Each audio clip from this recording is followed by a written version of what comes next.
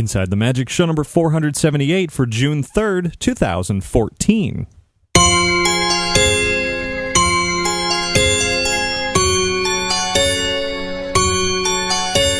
It is Tuesday, June 3rd, 2014. This is show 478 of Inside the Magic, and as always, I am your host, Ricky Briganti, with a whole lot of Disney and theme park news and plenty more fun.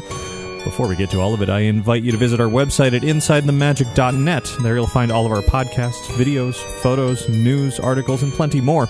And if you ever have any news, tips, questions, comments, or anything else, you can always email me at ricky@InsideTheMagic.net, or you can call and leave a message at 407-494-4ITM. That's 4486. And now, let's get on with the show.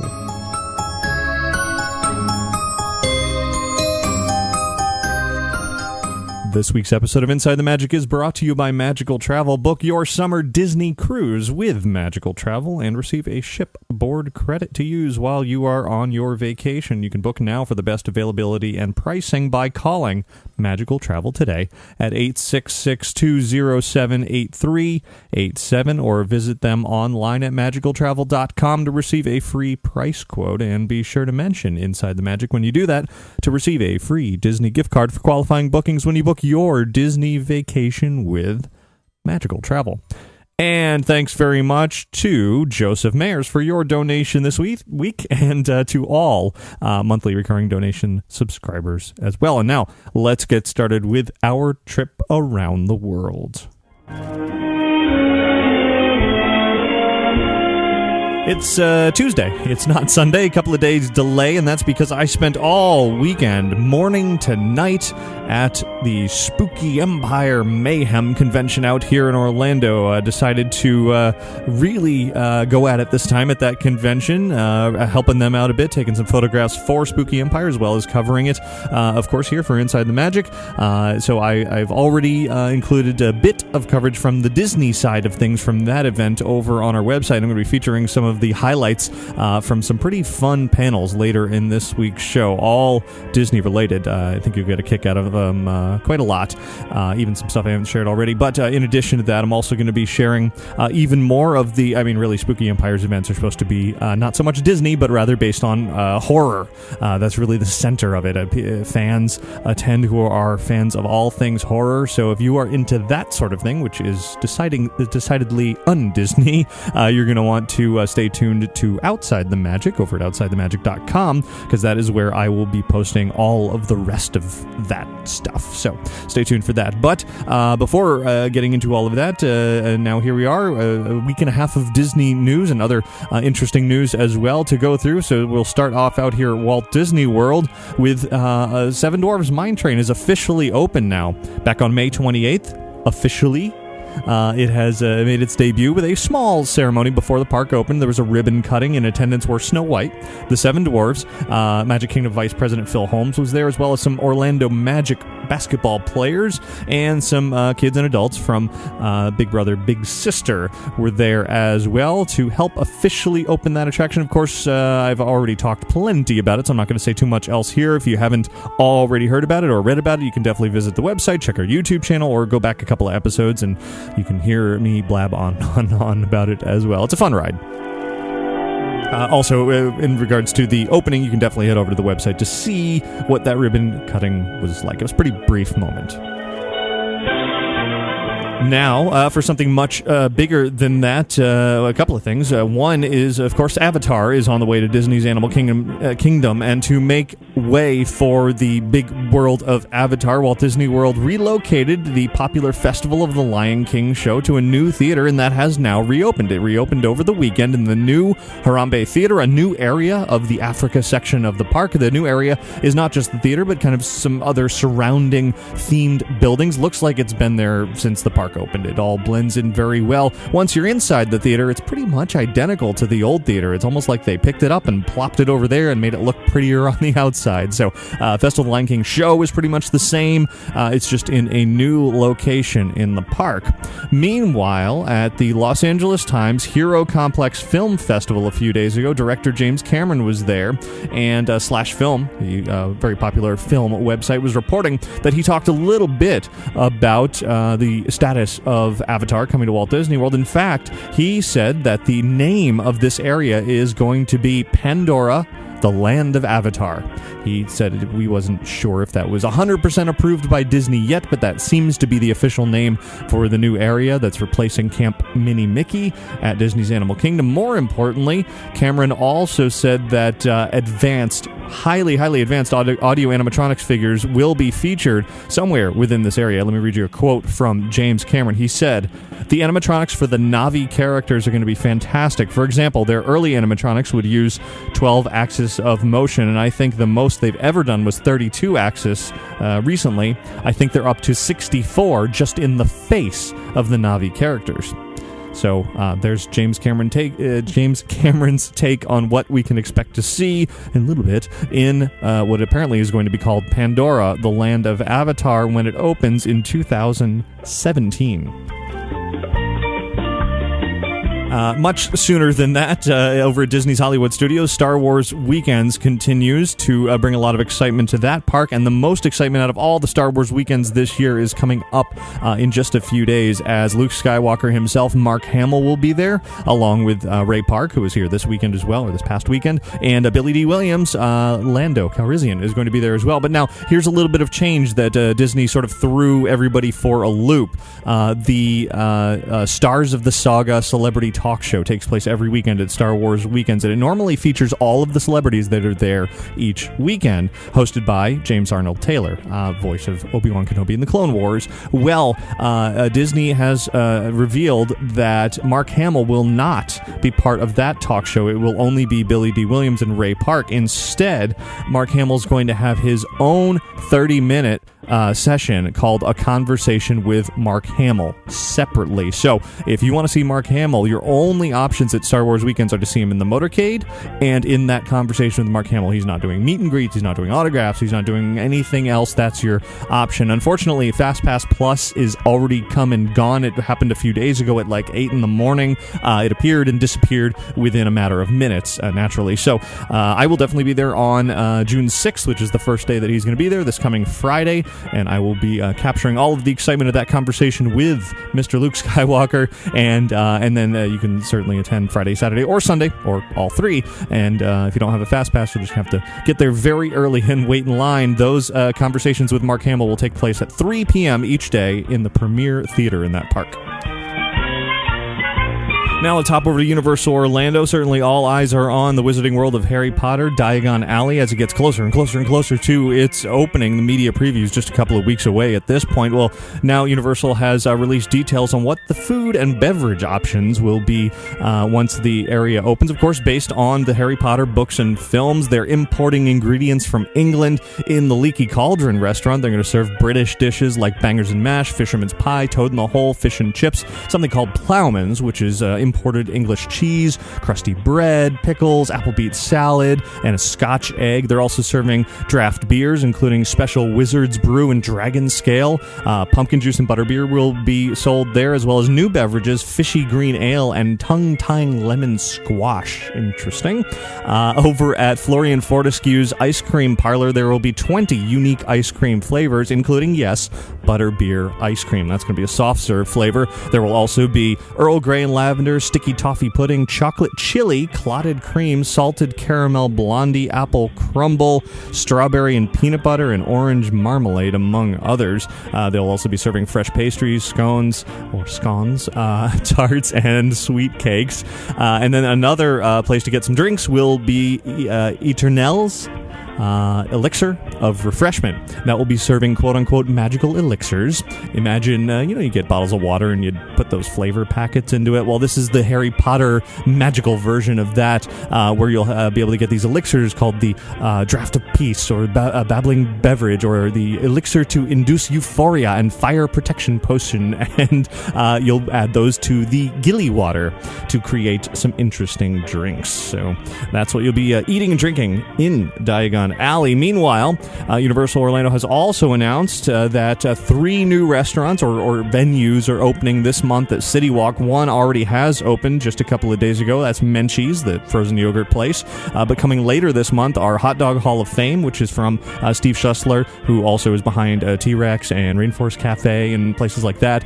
That'll be opening, as well as Vivo Italian Kitchen, which I'm really excited about. This is an original Italian concept for City Walk. They're going to make fresh pasta there. I can't wait to try that. No opening date for those, but I'm sure it's going to be part of the giant festivities surrounding Harry Potter and Cabana Bay and everything in just a couple of weeks. And speaking of Universal Orlando, I was just there on a Saturday night amidst all of the Spooky Empire fun. I left there, the only time I left there really, I barely was even home, but I went to Universal to catch the second-to-last Mardi Gras concert of the year because it was Huey Lewis and the News, which I had never seen them live. Been a fan of their music for a long time. They were great. Of course, they played Back in Time from Back to the Future series, very fitting there in Universal Studios, even though the Back to the Future ride isn't there anymore, which is depressing. But so yeah, that was a fun concert. I actually shot some video of that song and took a lot of photos. So if you're a Huey Lewis fan, head over to the website to see all that. Now let's jump coasts, sticking with the Universal topic, over to Universal Studios Hollywood. Here's something pretty exciting that's going on this week. Universal Hollywood, for the first time ever, is allowing fans to choose the theme of a scare zone for this year's Halloween Horror Nights come fall. They're calling it the Choose Your Scare online voting competition. It begins tomorrow, June 4th, and will continue on their Halloween Horror Nights official Facebook page through June 18th. So you got a couple of weeks to vote, and then on June 19th, they will announce the winner, and that will become a scare zone for the event. I have shared some artwork of a character or a couple of characters from these 3 options that you're going to be able to pick from. They are called Corps, like Army Corps, Corps, and it's like zombified army guys. There's one called Masquerade, like masquerade, but raiding with masks. French theme, as you might imagine. Pretty cool looking. And then one called Ghouls, with a Z, like so many of their scare zones have had. So far, I don't think anyone's too fond of the Ghouls option, but the other 2 seem pretty neat. So you'll be able to vote, like I said, starting tomorrow for 2 weeks over on their Facebook page, and you can head to our website to see the artwork for those scare zones. Also coming up at Universal Studios Hollywood, and this is actually on the same day that the Harry Potter press event is ending out here in Orlando. In California, Universal Hollywood is holding an after-hours Transformers fan event. That's June 20th. It's $75 to attend, but it'll include special activities, panel discussions, and more. USHTix.com is where you want to go if you want to buy a ticket to that. If I was out there, I certainly would, because I'm a big Transformers fan, and it sounds fun.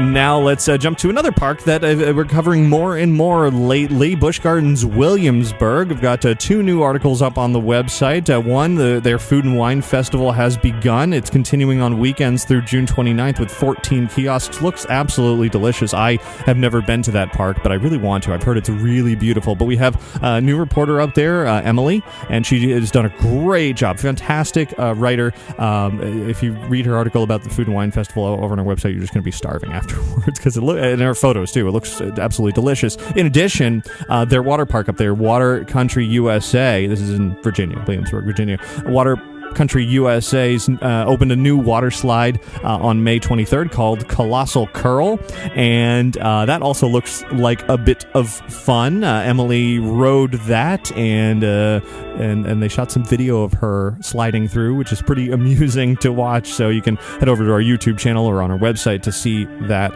as well. It's fun to hear about other parks. Speaking of Busch Gardens, though, out here at Busch Gardens Tampa, where I have been many, many times, they, of course, were set to open their new Falcon's Fury massive drop tower a few weeks ago, but they've officially postponed that till what they're saying is later this summer to allow for further testing time. They're having some issues with it.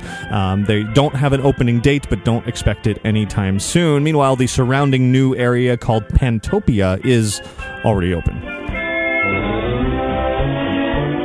Now back over to the West Coast, to Disneyland, where it was announced this week that Disneyland and Run Disney will be coming together for the first ever Star Wars themed race. It's January 15th through 18th. It's called the Star Wars Half Marathon Weekend. There will be a Rebel Challenge with a special reward for those who complete both the half marathon and the 10K. There'll be a variety of races to run there. Along the way, you'll see Star Wars characters, Disney characters, and other entertainment. Then there's going to be a Star Wars Wookiee welcome party in Tomorrowland. Afterward, that will include character meet and greets, a dessert reception, and access to select rides. Registration for this event opens at noon Eastern Time or 9 a.m. Pacific Time on Tuesday, June 10th, 1 week from today. And I'm sure it will sell out very fast, as most Run Disney events tend to do, so you want to hop on there right away. Of course, Disney has also previously announced the upcoming Marvel-based Avengers Superhero Half Marathon Weekend, also at Disneyland, but that one's in November. So November for Marvel, January for Star Wars. The races just keep getting bigger and bigger. Jumping out to San Francisco now at the Walt Disney Family Museum. They've announced they're adding a new interactive animatronic Barker bird on June 20th. It's donated by Garner Holt Productions, and those who visit the museum will have a chance to get hands-on, control the bird, and it sounds like a really excellent exhibit. So, and in fact, the Walt Disney Family Museum in general, just absolutely fantastic. If you have not been there, make a point. Go to San Francisco. It's a great city. You want to visit there anyway, but go to this museum. It is just a wonderful place. Now, we talked about Avatar earlier. Well, this isn't exactly Disney-related or Walt Disney World-related, but James Cameron has announced that they have signed on with Cirque du Soleil for a traveling show, a live show, based on the world of Avatar. So Walt Disney World's not going to be the first to get that sort of entertainment. It's going to be a Cirque du Soleil show. Should give us a vague, kind of, sort of, not really idea of what we can expect when Pandora opens in a few years. And of course, Frozen continues to be popular, and Disney continues to capitalize on that. The latest release from them is a new app from Disney Publishing and Walt Disney Records called Disney Karaoke Frozen. You can probably guess what it is. On the usual devices, you can find it in the usual app stores and whatnot. So if you like to sing along to the Frozen songs, go look for that. Now let's turn to the world of television, where it has been announced that Marvel's Agents of S.H.I.E.L.D. TV show is coming out on Blu-ray and DVD for Season 1 on September 9th. The bonus features that will be included in the release are Journey into San Diego Comic-Con. You can see, hop on the bus, as they say, and follow the cast to San Diego and see their first ever appearance at Comic-Con. I'm sure there's many more to come. In addition, there's going to be some behind-the-scenes reports, visual effects breakdown, some commentary, a gag reel, some deleted scenes. So fans of the show have a lot to look forward to there.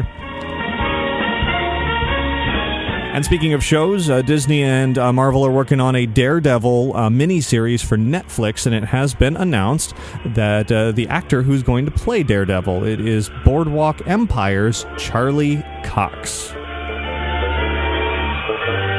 Also coming to Blu-ray and DVD on September 9th, more from Marvel, Captain America, The Winter Soldier.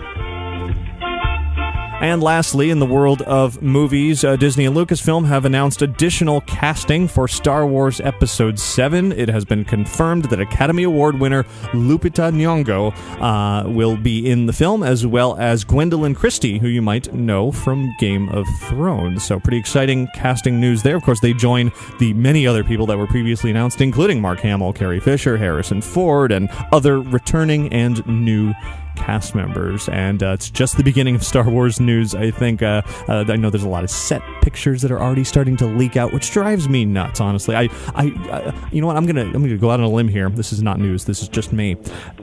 Don't share this stuff. Don't be surprised. Just wait for the movie. Don't look at the pictures of the half-built spaceship or the random creature that's somewhere off in a distance under a tarp. It's why? Can you just wait and enjoy the movie? And if you really need to see it, just keep it to yourself. Click on the link, keep it to yourself. Don't share it on Facebook. I don't want to see it. Anyway, that's just my own personal beef with that. Anyway, that's it for your news from around the world this week.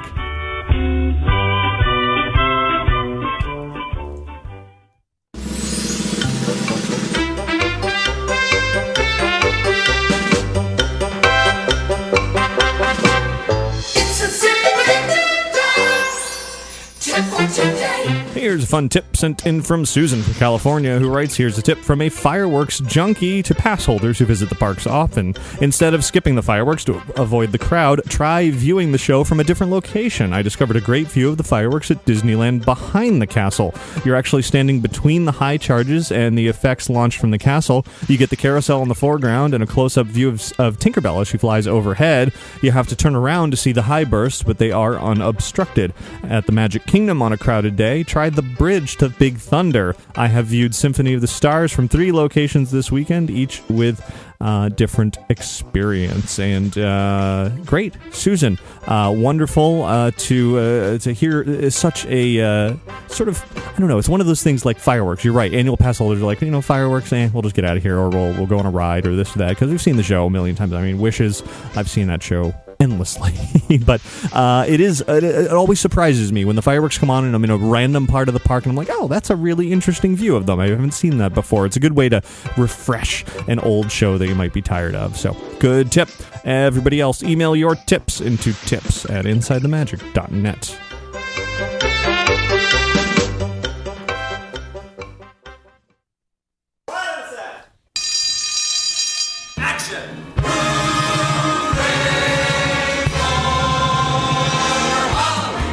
Inside the Magic is proud to welcome you to the Great Movie Review.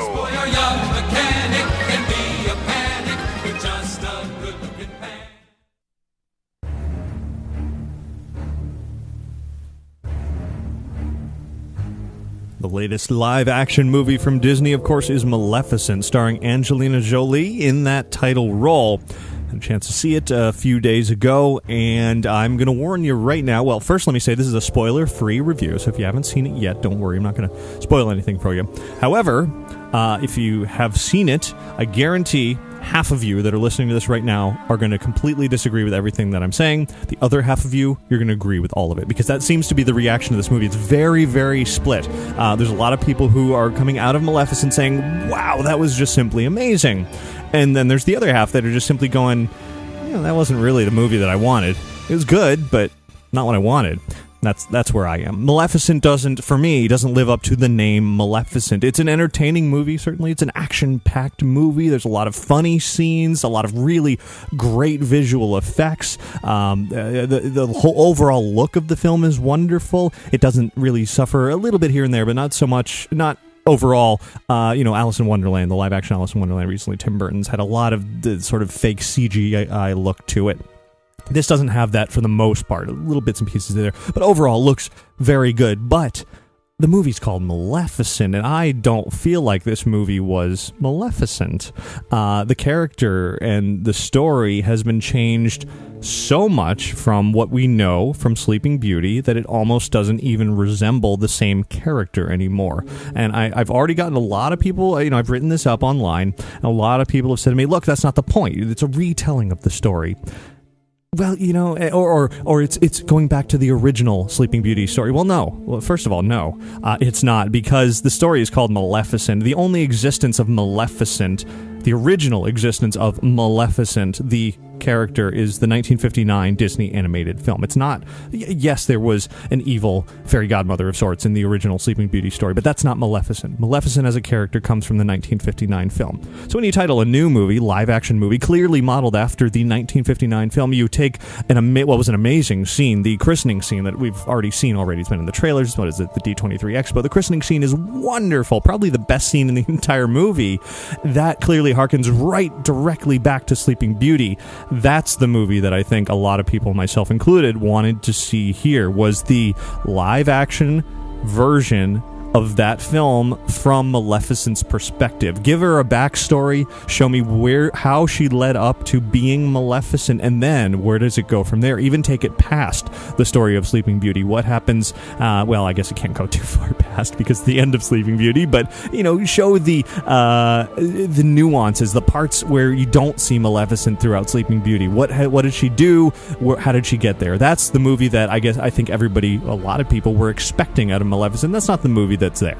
Maleficent's a very different movie. Maleficent, the Angelina Maleficent, is a sympathetic character.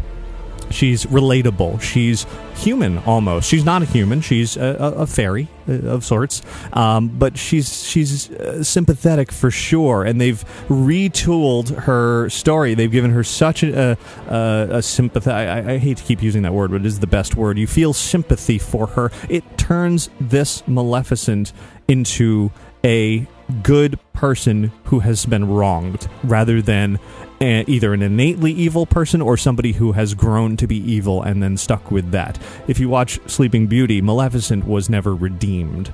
Maleficent you don't know why she became evil from the beginning. She appears at this christening and she's just mad because she didn't get invited to the party, which is, that's a little bit silly, but you get a little bit more of that story, a lot more of that story, which I do like in the new movie, but where it goes from there, I was not too fond of. What irked me a bit more, and I don't want this to sound overly negative, because I did enjoy Maleficent. It just, these little tweaks throughout felt like the writer of this film just felt the need to jab at the original, like, oh, this happens in Sleeping Beauty, we're going to twist it over here. This happens in it almost follows exactly along with Sleeping Beauty, but at every major plot point along the way, they give it a little twist just for the sake of making it different. Like, there's not really a rhyme or reason behind it other than to say, hey, this is not quite the story you thought that you saw from 1959. This is our version of it.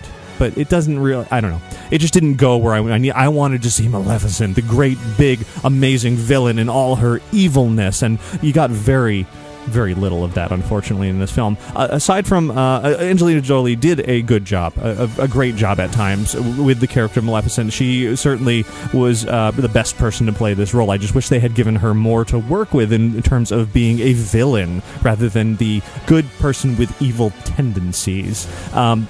The fairies got renamed for some reason. They're not Flora, Fauna, and Merryweather. They're whatever, and they're not quite the same characters.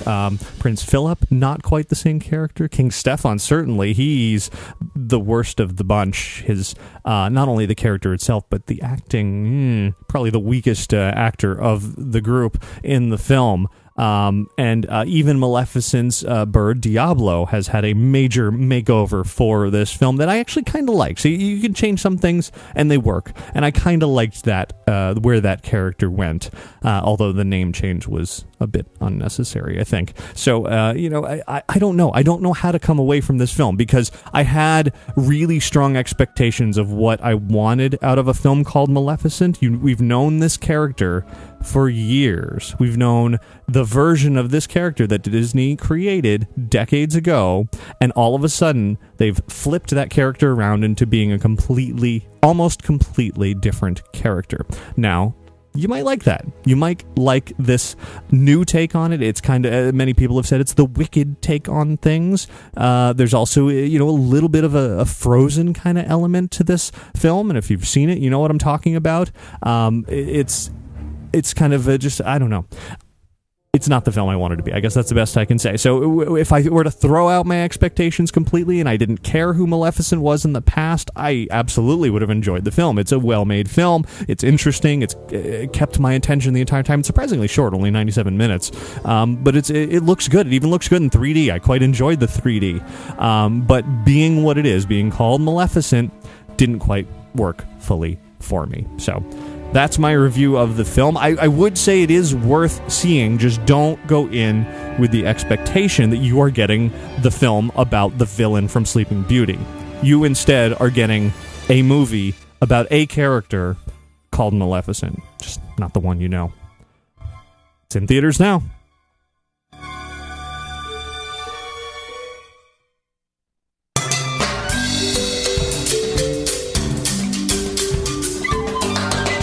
Now I want to take you over to Spooky Empire's Mayhem event, which was held at the Doubletree Hotel just across from Universal Orlando. As I said earlier, it's largely focused on horror, the genre of horror, and movies and TV and merchandise and costumes and all of that based on horror. But in recent years, they've started to expand a bit to include more topics, like, as if you remember last year, the voice of Ursula, Pat Carroll, was there, and she did a wonderful job reading the lines of the ghost host from The Haunted Mansion. Well, guess what? She's back this year voice of Ursula, and had another really entertaining, wonderful panel discussion talking about her life, her career, and of course her role as Ursula and what went into that. And this year, she was asked to read a little bit more from the Haunted Mansion as Ursula, except this time it wasn't the ghost host, but rather Madame Leota. So here's what that sounded like.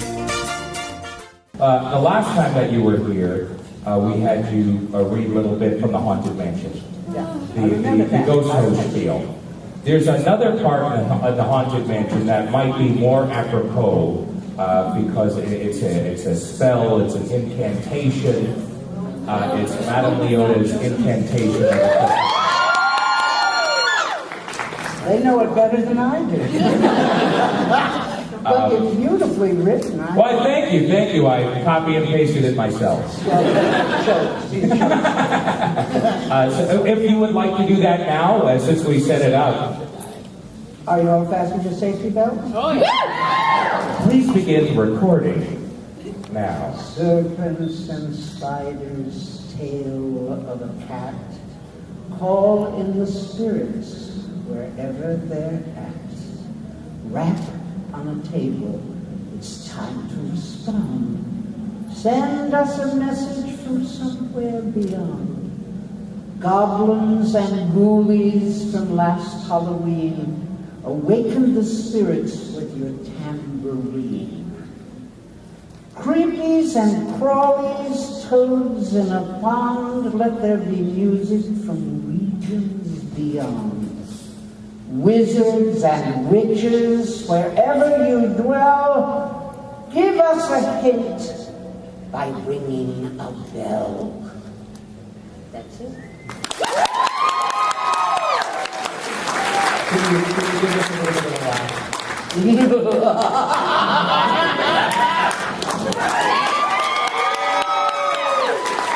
That laugh is absolutely incredible. It's fun.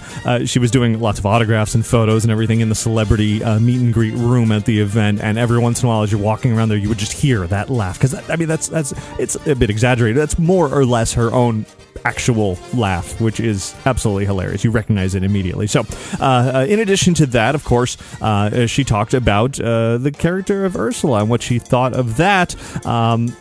And she said some pretty interesting and amusing things. So here's a little bit more from Pat Carroll. And I will warn you, sensitive types out there, in describing Ursula, she uses a word that is not exactly Disney or family friendly. So you've been warned. It comes within the first 15, 20 seconds or so of this. So anyway, here's Pat Carroll. As we all know, and you are here, you are the voice of Ursula.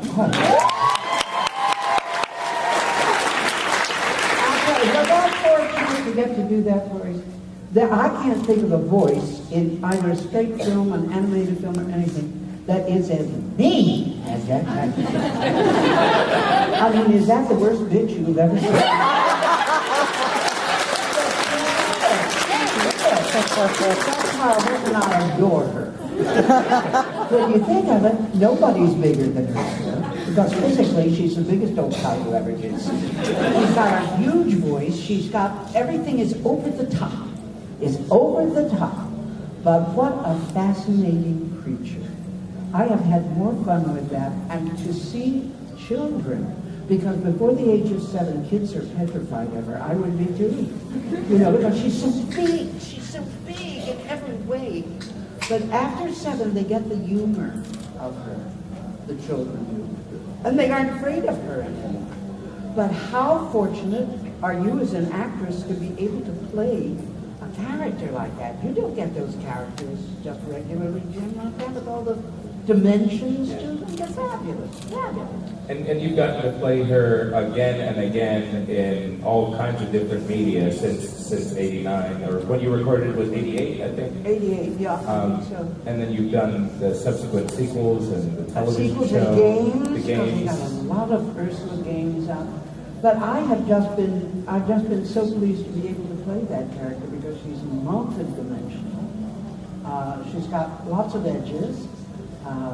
Lots of alleyways. And she can go any way you want her to go, but thank goodness they asked me to play it because I've had a ball doing it. I watched a little video because when you were here last time, I think you took a detour and you went to Walt Disney World and you rode the ride there. Yes, I did. And I think that was with Jodie Benson. Was in the same That's part right. as you. Jodie and I rode in, they put in a new Little Mermaid ride, and we did that, and we laughed and giggled and carried on like we were teenagers.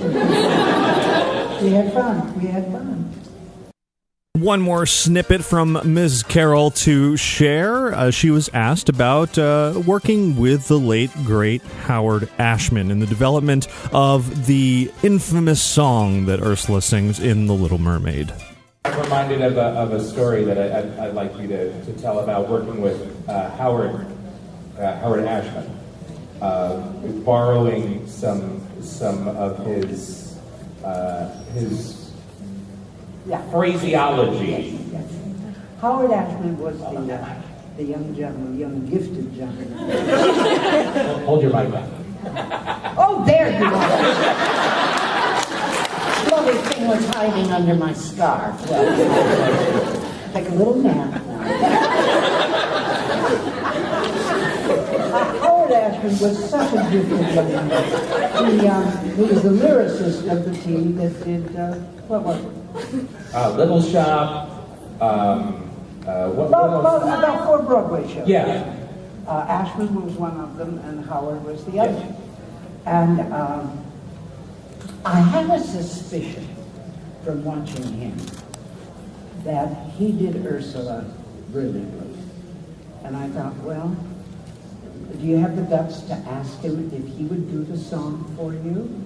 So in case he has added any little things of his own, that you could steal them? That's really what you're asking for, isn't it? So I thought, just be gutsy and go and do it, because if it helps you perform the song, anything is worth it. So I went to him and I said, Howard, would you please do me a favor and sing the song for me, because maybe there's something that you do that I haven't thought of and that might improve or enhance the song. And he was wonderful. He said, well, of course I'll do it. So by golly, he began singing the song. I stole about 300 things from him. The man just had so many little alleyways and nuances and emphases. It was emphases. That's multiple emphasis. So what do you have if you have emphases? That's sets of multiple emphasis. Oh, sometimes the teens get in the way, what can you do? But anyway, Howard sang a song, and I did get about 6 things from him that were absolutely perfect. But of course he wrote it. He wrote it. He knew what he was talking about. So what you hear in that finished song was stolen from Howard Ashman. But with his permission. I was not a thief in the night. So that, then you call it a collaboration. Oh, but that's lying. So that's the story about that. You can catch Pat Carroll's full panel discussion over on our YouTube channel. Really quite entertaining. Includes a lot of Q&A with the audience, which is wonderful as well. But that was definitely not the only Disney-related fun to be found at Spooky Empire's Mayhem over the weekend. A couple of stars from the Pirates of the Caribbean film series were there as well. We had Lee Arenberg, who played Pintel of Pirates of the Caribbean. Pintel and Rigetti, you know, he's the bald one, and not the guy with the eye falling out, but the other one. And then in addition to that, Martin Kleba was there, or Kleba. He played Marty, named after himself, pretty much. The really short part guy in the Pirates series. So the two were pretty hilarious. I can't share a whole lot from their panel discussion because those two swear.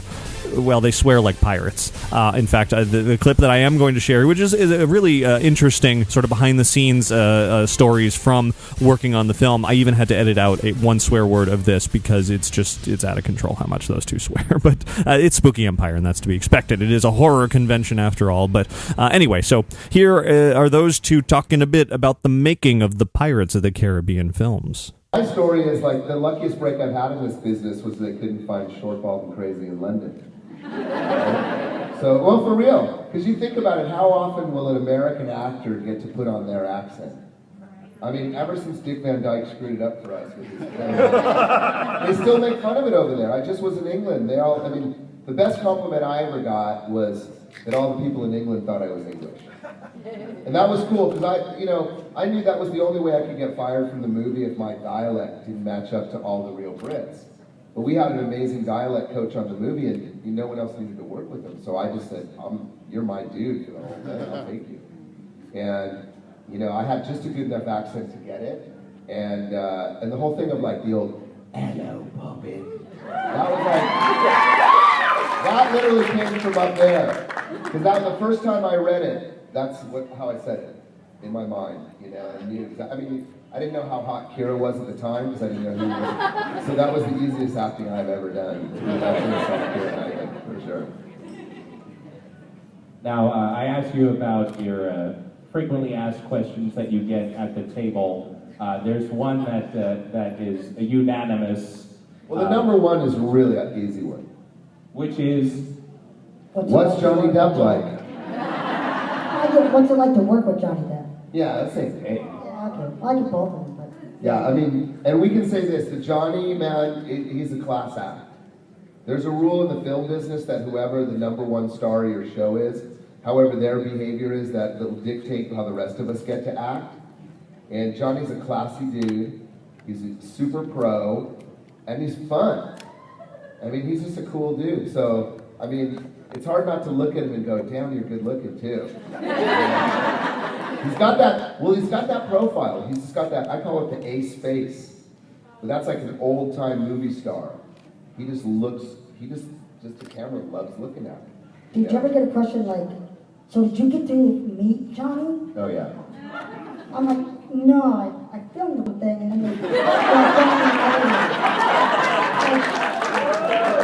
seriously. I know there's somebody out here that probably asked me that earlier.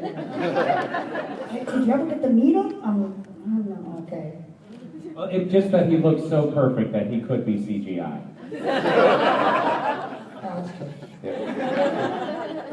What are some other questions that you get? You get the one like, what was it like?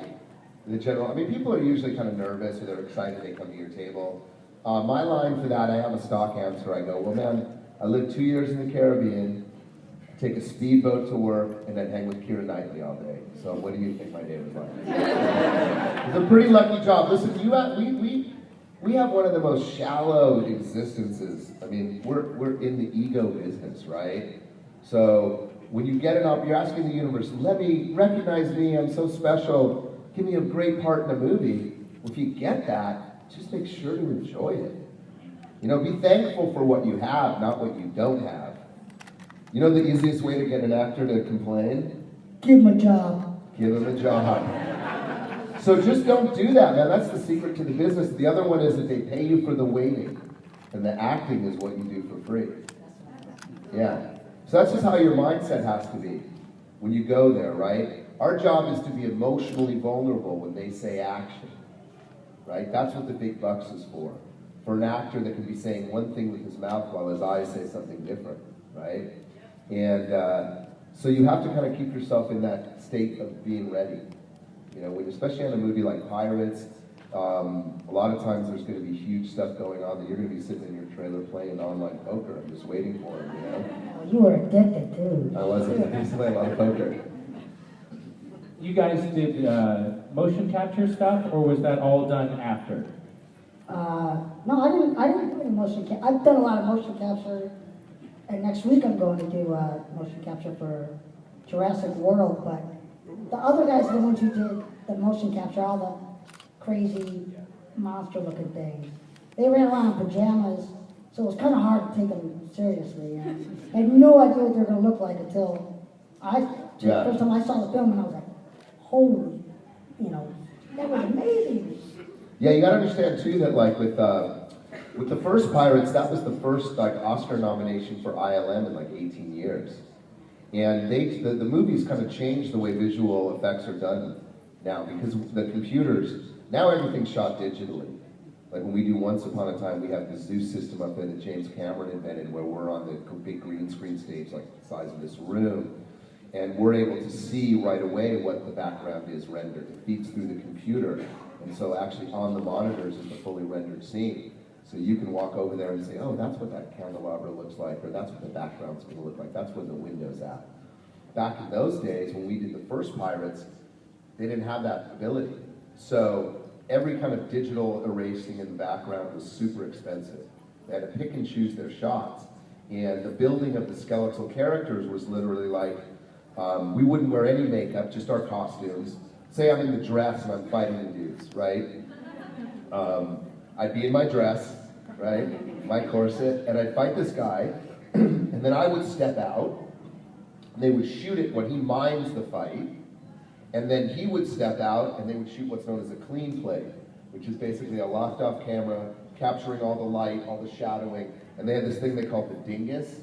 That's what Gore called it. Basically an orb, a metallic orb that'll come in and capture where all the lights are, and they can see it, and then they go back on their computer and they can recreate it. And they would layer it. They would animate us, like Turkey Jerky was my skin, and they talked about it in the first DVD. They would layer it like old animation. By the time the second movie came around in 2005, the computers had advanced so much that they were able to have the guys in mocap suits. In the first movie, everything had to be locked off, lots of smoke, camera couldn't move in the shot, because it would mess and become way more expensive. By the second movie and then the third movie, they had developed it and advanced it, and now it's just kept going exponentially as the computer got more and more powerful. Like I said, they don't even shoot on film anymore. So it's all digital. They can manipulate all the images, and that's a good and a bad of what's going on in the business right now. But the biggest draw at Spooky Empire's Mayhem event this year brought hundreds and hundreds of Disney fans to line up early in the morning to get into a special panel discussion with many of the major cast members from ABC's hit television show Once Upon a Time. In attendance were Lana Parrilla, of course plays the evil queen, Rebecca Mader, plays Wicked Witch, Sean McGuire, Robin Hood, Freya Tingley, who plays Wendy, and Jason Burkhart, who plays Little John. Of course, Lee Ehrenberg is in Once Upon a Time as well, so he was on this panel also. He plays Grumpy. And I have not seen Once Upon a Time myself. I know a lot of people have said, oh, you should really watch it. It's really good. I just haven't. I have no excuse. But the panel was quite entertaining. I did put a full version up on our YouTube channel, which a lot of Once Upon a Time fans everywhere are very, very excited about. Tons of photos over on the website as well from not only that, but meet and greets and photo ops and autographs and all of that. But I do want to share some highlights from that panel for you Once Upon a Time fans out there, you oncers, I guess, as you are called. Now, I'm going to warn you, this is kind of an extended clip, very entertaining. It's starting with talking about the introduction of Frozen to the show in the upcoming season. And a bit about that. I will warn you, this is there is the potential for some swearing to have leaked into this. I tried to find it and edit it out as needed, but it's entirely possible that I missed it because there was quite a lot of swearing going on. And as I said, Spooky Empire, it's a horror convention, mainly adults in attendance, and so that sort of thing happens even on a Disney panel. So you've been warned. If one or two words slip through, there it is. But anyway, here are some highlights from the Once Upon a Time panel discussion with the cast at Spooky Empire's Mayhem. Let's talk about Frozen. Just to skip ahead, did they tell you that was the tag, or was that top secret until it aired? What did you know, and what can you tell us about your knowledge? That wasn't even in the script. It wasn't. And that's what they do every finale, is they keep it top secret, even from the cast. So we have no idea. Yeah, and it wasn't in the call sheet either. No, it wasn't in the call sheet. It was like, I only knew that they were doing a hair test for some new character that was coming for the fourth season. And I had no idea who it was. I didn't know anything until I watched the finale. I learned at the same time I was doing it. I had a bet with myself that it was Olympus, that we were going to Olympus, and I saw the blue was like Hades. Hades! Hades! That was actually one of the cool things, because we had that screening. We do a screening at the end of the year where they'll show the finale, and we all get together, and it's at the agency of the producers, and Steve Perlman, who's the executive producer, he's kind of the one that follows your Twitter, He's the one looking for any like gaps if you like spoil something. He was stoked because he was watching. He's like I do. I like watch the East Coast feed on my Twitter. Like I can judge by what you say about the different characters, whether you like my line or whether you like what's going down. But he was stoked. He's like, there was not one spoiler about that. And that's tough in this day and age to actually like even surprise us or surprise the audience. It's tough to do. But our crew is really good at keeping secrets too, because they're kind of in the know. Because we need the hair person to do the hair test. We need Eduardo Castro to create the costume. So some people know, but they really honor the secrecy, which I think is really cool. And that was the same thing with like Bex's character, right? Like before you got there, and the whole makeup test, and the whole green thing, and that was like, that was super secret because there's people that'll watch on the set that are fans, right? Some of the people will come up and check it out, so you have to be careful because you don't want them to be spoiled either. I had to do my hair and makeup test outside because I needed to be near where they were shooting. So they were all shooting a scene outside by a pond somewhere, so I had to go to them for it to be videoed, for it to be emailed to LA, for everyone to sign off on my green face. So I came out of the hair and makeup trailer with, you know, all the witch costume on, the green skin and the nails and everything, and they were like, okay, bend down. I'm like, for what? This is weird. Not, you know, this is a new job, interesting. And they draped a blanket over the top of my head, and I'm like, what's with the blanket? A bit weird. Then they like hustled me into a van, and I had to bend down in a van under a blanket. I'm like, where are we going? What's going on? I'm a little bit confused. But I just went with it. What are you going to do? They're paying me. So off we go in a van, and I'm under a blanket, and then we got to a lake, and I'm still under the blanket, and it's muddy, so I'm like slipping in the mud, and they had made this like black tent for me, and then I get in the tent, and then everybody was hiding, like, welcome to the test. I'm like, oh, I didn't know where they were taking me. I was very confused. But everything was so top secret. That was definitely the best secret I've ever had. I couldn't even tell my mum and dad. My mum was so annoyed. Like, come on, tell me I'm your mum. I'm like, I'm not doing it, mate. So I didn't tell anyone. So when it finally came out, then because I love Twitter and I love tweeting, so when it finally came out, I'm like, oh, thank God I'm the Wicked Witch. So I just, good secret. What are some of your favorite moments from the show? Shooting some of your favorite scenes. I really liked, Lana and I had a scene right near the end. Right before the thing that everyone got a little upset about. Obviously, it's not made Marion's fault she came back to life. It really isn't. But we had we have a lot to shoot. It's like shooting a mini movie every week, and so we don't have an awful lot of time to indulge ourselves in terms of, oh, let me try it this way. We have to just shoot and move and shoot and move. But Lana and I had a really sweet scene. I think in the penultimate episode where we had a little picnic by the fire. We had a great director, whose name escapes me, Ron. Yeah, and we just, for some reason, we had a lot of time that day, and we really had an opportunity to kind of play it out and try it different ways. And Lana, not that it's a surprise to most of you, is an incredible actress, and she, every time we did the take, she did it a different way, with the same lines, and I as a fan, was sitting there going, wow, this is really impressive. I was like, shit, I should probably do some acting as well. I was sitting there going, gosh, she's really good. My line. So that was really good. Kisser too, huh?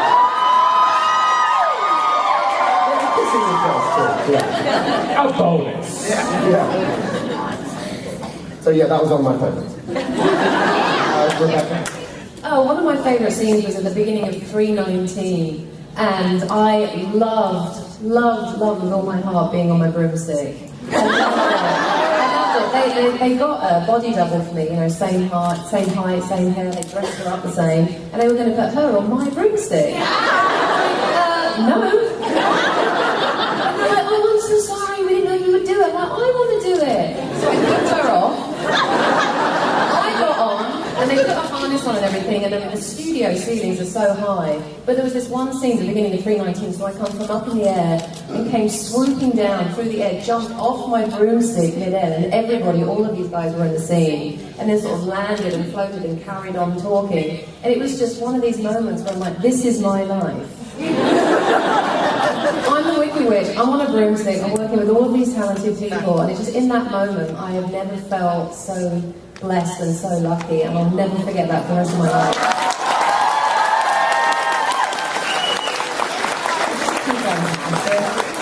The most beautiful green woman on the planet. I love working with everyone here, but I'm going to take us back to season 1. Second episode.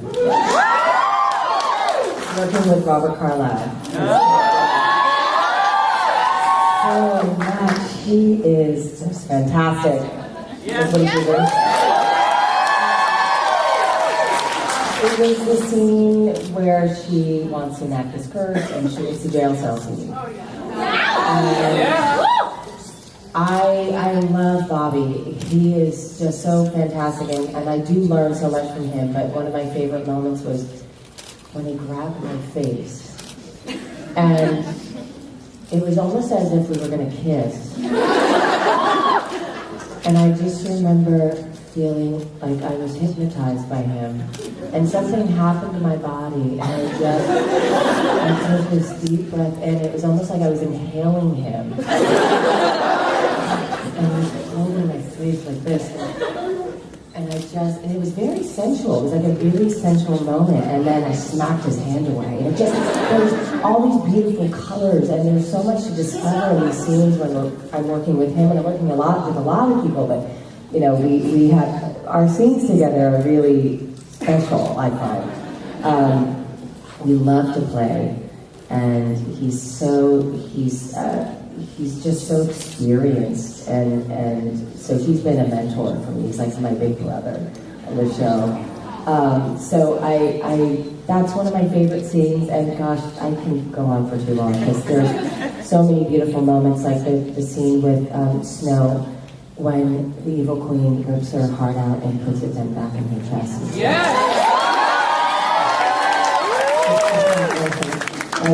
I love those moments. These are the scenes that we're waiting for. In this season, is sitting at the seance table, and Snow and Regina have that most beautiful, honest conversation, and they just have it out. And those are the moments that we want to see, that are not in the original stories, that have become our characters. This is the show we're writing, and I just love it. I love it, and I am beyond blessed. Beyond. I never imagined playing this part, and I'm fucking playing this part.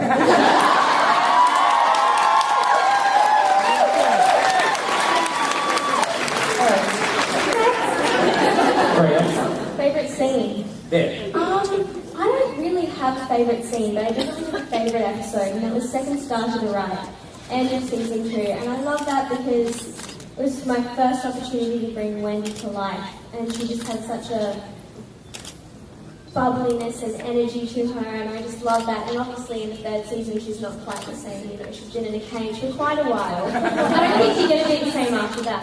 But yeah, I love Second Star to the Right. It was when I got to work with Dylan, who's a lovely guy, and I got to fly, which was really, really fun. So yeah.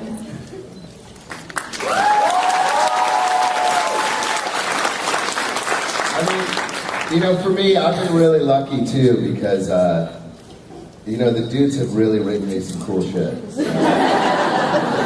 And that's the thing, like, I think for me, like, my memories, I mean, if I were to go, I have a lot of great scenes. Obviously, any part of that Dreamy episode for me was, like, super cool, you know? To get to play kind of a romantic character after 30 years in the business, being like a, well, I don't know, some sort of like guy who never gets the chick, you know? And that romantic storyline was the payoff for me as an actor, because, you know, it felt like in the scene, it was not the Dreamy episode, but it was the one where I meet Snow White. And we're both in jail because we're in love. And we're fucked because we fell in love. And then we sort of bond. We don't like each other, you know, at first. And then there's the scene when she's now had her heart busted and there's the dwarves waiting to take her home, right? And it's the scene that we have on this road, and they lit it so beautifully. And our crew is just amazing. Our DP, Steve Jackson, he knows how to light. And it was just a beautiful scene, and you could just feel it was evocative. And I have this line to her where she's going to take this potion and wipe out her memory. And I say to her, I need my pain because it makes me who I am. It makes me grumpy, you know, as if like, you know, and it's a beautiful moment for me as an artist because it's like, dude, I have a heart. And I'm a crusty fucker because of that. You know? And it sets you up. It sets me up for the rest of time. Because I've established it with you guys that really there's something underneath it. So then the next time they give me like, oh, she could have had a monkey baby, you know? What's wrong with monkeys? Well, you know, I like monkeys. Is that true? Do you like monkeys? I actually don't. Jason, before we get to Jason, my favorite scene is where I get to see you again. And that you're not dead. That you're not a dead monkey.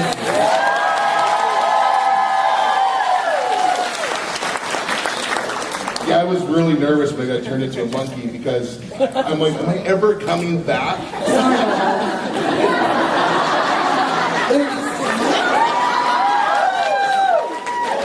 So I was nervous. I'm like, I really hope they write me back in, and I was really sweating it for a bit. God, that rent needs to get paid. Yeah.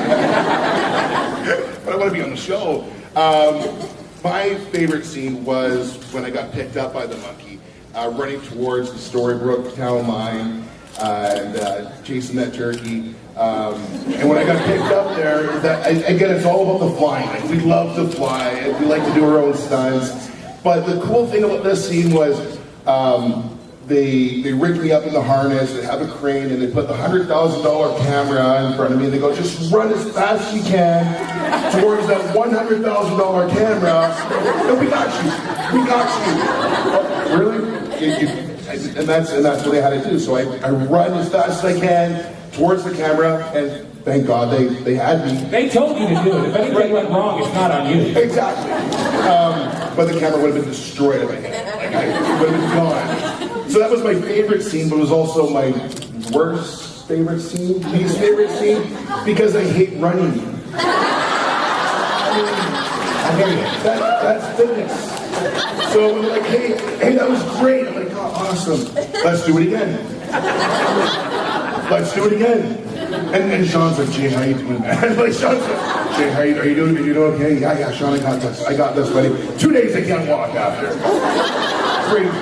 You know they do have oxygen available. If you do want to catch that whole panel discussion, head over to our YouTube channel, and lots more photos from all of what you just heard, and it will be at, or is already at, InsideTheMagic.net. Once again, more from Spooky Empire on the way very soon, including a Nightmare on Elm Street cast reunion, a costume contest, lots of merchandise, and a great Halloween museum, a great Bride of Frankenstein art exhibit, and much, much more for you horror fans out there. All of that will be over at OutsideTheMagic.com within the next few days.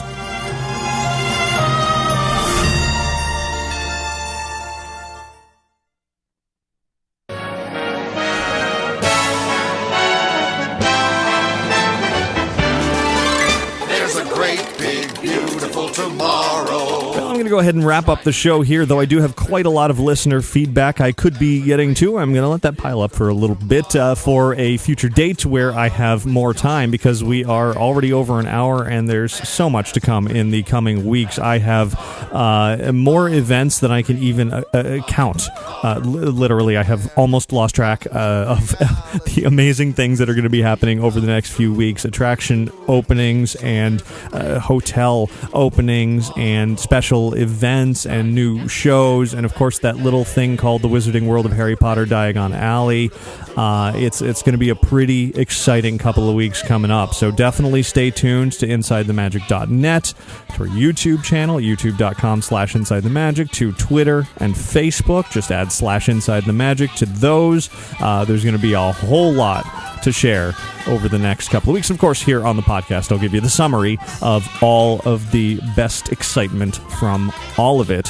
I do want to thank Magical Travel for sponsoring this week's episode of Inside the Magic. You can find out more about their services by visiting magicaltravel.com. And might as well throw in a occasional plug for my own business, lanyardlab.com. That's the place you want to go if you're looking for custom lanyards. You know, those pieces of material you hang around your neck for use at schools, businesses, conventions, churches, any organization. Really, you can customize them over at lanyardlab.com. Get a free preview of your design as well as a price quote. Just submit the form on there and we'll get back to you quickly. So there's that.